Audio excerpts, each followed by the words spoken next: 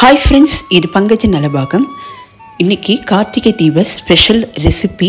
அப்பம் பார்க்க போறோம் அதுக்கு முன்னாடி சேனலை சப்ஸ்கிரைப் பண்ணாதவங்க மறக்காம சப்ஸ்கிரைப் பண்ணிக்கங்க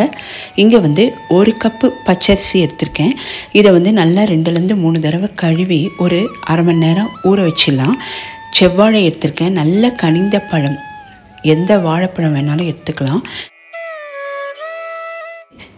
இப்போ அரிசி நல்லா ஊறி இருக்கு இப்போ தண்ணி எல்லாம் இருத்திட்டு அரிசியை மட்டும் நம்ம மிக்ஸி ஜார்ல முதல்ல நல்லா பொடிச்சிடலாம்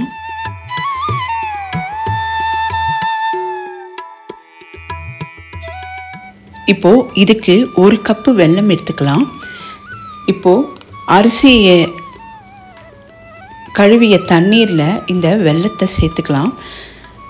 வெல்லம் வந்து பாகுபதம் தேவையில்லை நல்லா கரைஞ்சா போதும் அதனால அடுப்பை சிம்ல வச்சிட்டு நல்லா மிக்ஸ் பண்ணிட்டே இருக்கலாம் வெல்லம் நல்லா கரைஞ்சி வந்த உடனே அந்த வெல்ல தண்ணீரை வடிகட்டி எடுத்து வச்சிடலாம்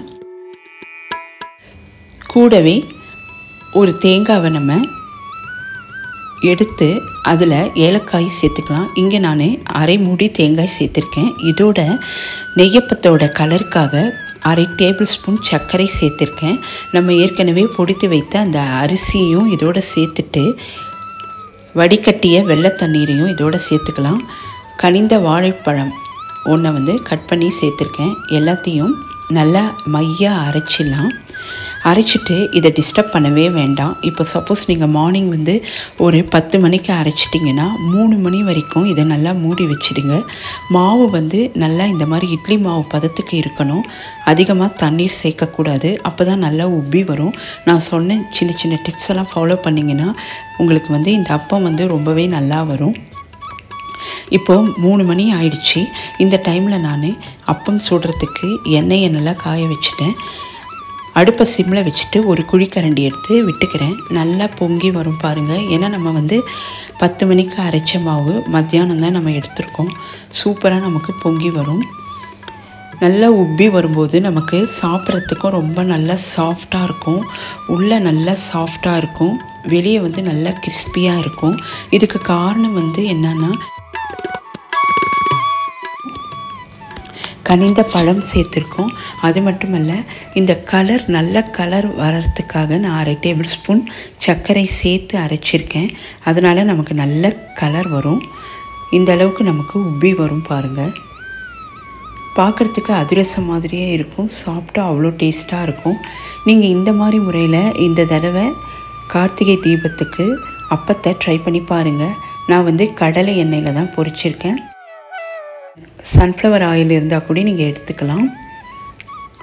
இப்போ பாருங்கள் இது நல்லா வெந்து வரும்போது அப்படியே ஒரு சுற்றி வரும் பாருங்கள் பார்க்குறதுக்கே அழகாக இருக்கும் டேஸ்ட் வந்து வேறு லெவலில் இருக்கும் இந்த அப்பத்தை வந்து நீங்கள் 10லேருந்து 12 நாள் வரைக்கும் கூட வச்சு சாப்பிட்லாம் டேஸ்ட்டாக இருக்கும் நாள் ஆக ஆக தான் இந்த அப்பத்தோட டேஸ்ட்டு வந்து ரொம்பவே நல்லா இருக்கும் இப்போ நம்ம நல்ல கலர் வந்தோடனே திருப்பி போட்டு எடுத்துடலாம் சூப்பராக நமக்கு அப்பம் வந்து தயாராகிடுச்சு சப்போஸ் இந்த மாதிரி ஒரு கடாயில் உங்களுக்கு பொரிக்க கஷ்டமாக இருந்தால் நீங்கள் வந்து அப்பக்காரலில் கூட நீங்கள் பொரித்து எடுத்துக்கலாம் ரொம்ப நல்லா வரும் இந்த மாதிரி பொங்கி நல்லா வரும் நம்ம இங்கே வந்து பேக்கிங் சோடா எதுவுமே சேர்க்கலை வெறும் வாழைப்பழம் மட்டும்தான் சேர்த்துருக்கோம் ஆனால் நிறைய கேப் விட்டு நம்ம செஞ்சுருக்கோம் 10 மணிலேருந்து 3 மணி வரைக்கும் நல்லாவே அதை வந்து டிஸ்டர்ப் பண்ணாமல் விட்டதுனால மாவு நல்லா பொங்கி நமக்கு சூப்பராக அப்பம் வந்து தயாராகிடுச்சு நீங்கள் ட்ரை பண்ணி பாருங்கள் இந்த வீடியோவை லைக் பண்ணுங்கள் நிறைய ஷேர் பண்ணுங்கள் இன்னொரு வீடியோவில் உங்களை மீட் பண்ணுறேன் நம்ம கார்த்திகை தீப ஸ்பெஷல் கடலை மிட்டாயும் சேனலில் இருக்குது செக் பண்ணிக்கோங்க பாய்